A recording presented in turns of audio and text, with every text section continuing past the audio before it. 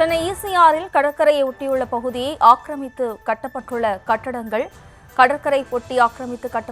கட்டடங்கள் மீது எடுக்கப்பட்டுள்ள நடவடிக்கை என்ன என்பது தொடர்பாக தமிழக அரசு விளக்கம் அளிக்க வேண்டும் என நீதிமன்றம் உத்தரவு பிறப்பித்துள்ளது.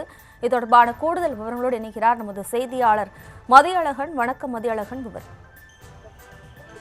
செங்கல்பட்டு மாவட்டம் முட்டுக்காடு, கரிக்காட்டுக்குப்பம் பகுதிகளில் உள்ள, அதாவது கிழக்கு கடற்கரை சாலை பகுதிகளில் உள்ள கடற்கரை ஆக்கிரமித்து விதிகளை மீறி பங்களாக்கள் கட்டப்பட்டுள்ளது குறித்து வெளியான செய்தியின் அடிப்படையில் தென்மண்டல தேசிய பசுமை தீர்ப்பாயம் தாமாக முன்வந்து வழக்கு விசாரணை பெற்றது. இந்த வழக்கு நீதித்துறை உறுப்பினர் புஷ்பா சத்யநாராயணா, நிபுணத்துவ உறுப்பினர் சத்யகோபால் அமர்வில் விசாரணை கொண்டது. அப்பொழுது அரசு தரப்பில் செங்கல்பட்டு மாவட்ட ஆட்சியர், திருப்பூர் தாசில்தார், கேளம்பாக்கம் வருவாய் ஆய்வாளர், கிராம நிர்வாக அதிகாரி ஆகியோர் அடங்கிய தமிழ்நாடு கடற்கரை மேலாண்மை ஆணையம் முட்டுக்காடு பகுதியில் விதிமீறல் உள்ளதா என நேரில் ஆய்வு செய்துள்ளதாக தெரிவிக்கப்பட்டது.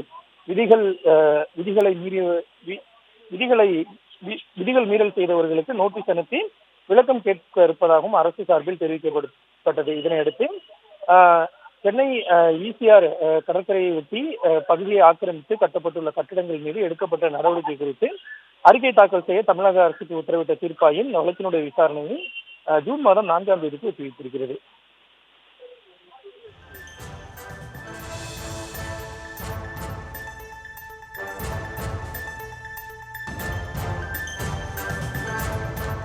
விவரங்களுக்கு நன்றி மதியழகன்.